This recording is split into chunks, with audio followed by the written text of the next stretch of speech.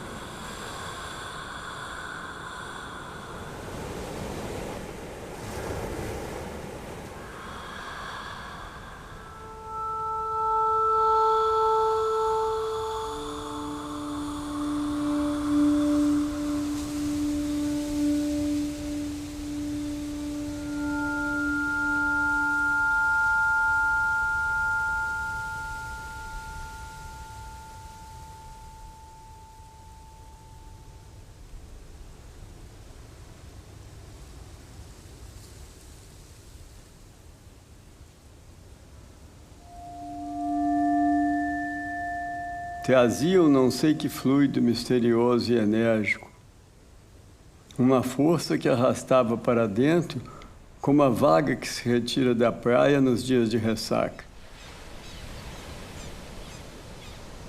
Para não ser arrastado, agarrei-me às outras partes vizinhas, mas tão depressa buscava as pupilas. A onda que saía delas vinha crescendo, cava e escura, ameaçando envolver-me, puxar-me, tragar-me. Então, pessoal, vamos analisar aí o trecho que nós acabamos de ver? Repare como o início, né, desse filme, ele mostra a sombra de um casal. Veja então que o assunto ele não foi abordado, né, de forma direta. A apresentação vai se dando de forma oblíqua, né? Aos poucos vai conhecendo os personagens, né, principalmente com os planos detalhe, apenas das mãos, né, dos avós da diretora. Muito legal, né? Uma forma bem diferente de apresentar um personagem. A câmera, ela está extremamente próxima, bem colada, né, na pele destes personagens. Mesmo que por vezes fora de foco, a câmera insiste em passear por essa pele envelhecida e nos dá aí a sensação de fragilidade e ao mesmo tempo transmitir afeto entre quem filma e é filmado. Nesse documentário, a Petra Costa ela fez a escolha do quê? De nos transmitir a beleza, a delicadeza, a ternura do relacionamento entre os seus avós. A gente poderia ter várias formas de abordagem, mas ela escolheu um documentário poético, por isso então a gente tem esse resultado. E se você reparar, por mais que nesse documentário que eu escolhi tenha assim o discurso verbal e ele tem um papel importante, vão ser as imagens que vão transmitir estas sensações. Por isso um documentário poético, não que seja determinante que ele não tenha entrevista ou não tenha falas, mas vai ser a imagem que vai transmitir a sensação ao espectador. Então, pessoal, se o documentário é poético e nós podemos escolher aí a sensação que queremos surtir ao nosso espectador, o recado que eu deixo é o seguinte: vamos transmitir mais amor, vamos transmitir ternura, vamos transmitir esperança, porque o mundo de ódio e rancor já tá cheio. Então, pessoal, poético isso, né? Mas bora, pessoal, antes de encerrar este módulo tão importante, né, para você começar a visualizar a sua própria produção independente, entender aí qual é o seu perfil dentro do gênero documentário e verificar qual tipo de documentário se encaixa na sua visão de mundo, tá bom? Então, assim como eu falei na primeira aula, de forma alguma eu quero engessar e determinar que estas são as únicas formas de documentário possíveis, tá bom? Podemos dizer que o que eu apresentei são as formas mais conhecidas e utilizadas para se realizar um documentário. O gênero documentário, como disse o próprio Bill Nichols, ele é uma arena onde as coisas mudam. Então, nós teremos controle do nosso filme até certo ponto, o que para mim é o mais extraordinário e desafiador do gênero. Mas levando em conta todo esse módulo, eu gostaria de deixar algumas dicas. Então eu vou fazer com que você relembre aí algumas aulas. O documentário expositivo, a nossa primeira aula, tem o comentário verbal superior à imagem, enquanto o documentário poético, esse que nós acabamos de ver, é o oposto. A imagem é superior ao discurso verbal. Por isso, é possível fazer um documentário expositivo poético? Eu não recomendo. Assim como outro exemplo, nosso documentário expositivo, que foi a nossa segunda aula, procura o quê? Naturalidade, acesso direto ao real, como se a realidade falasse por si. O documentário reflexivo já vai mostrar o contrário.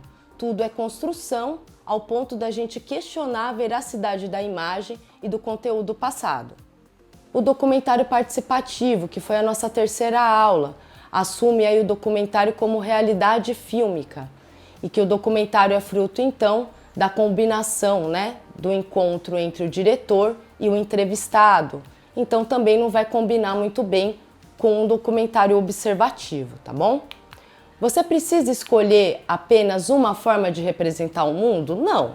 Mas são dicas que eu acho importantes serem levadas em conta para você aí que está começando, né? O documentário Ilha das Flores, que eu utilizei como exemplo, que mistura aí ficção, convenções do documentário e brinca aí com todos esses elementos, mostra que você pode misturar sim as coisas, tá? Mas se você misturar, né, essas formas de representação de mundo, eu não aconselho que seja entre esses tipos opostos que eu acabei de falar para vocês, tudo bem? Quer saber a minha mistura favorita, por exemplo? Participativo com poético. Então, pessoal, eu vou ficando por aqui. Foi muito aprendizado nesse segundo módulo. Eu procurei muitos exemplos do Brasil e também de mulheres, porque eu creio ser muito importante a representação com o que se vê e com quem se faz. Tudo bem? Então, depois de tantos exemplos, já começou a visualizar o seu próprio filme? Que bom, porque no próximo módulo, eu e o Maílson Vieira iremos ensinar você a colocar a sua boa ideia no papel e fazer o seu próprio filme acontecer. Então, bora filmar!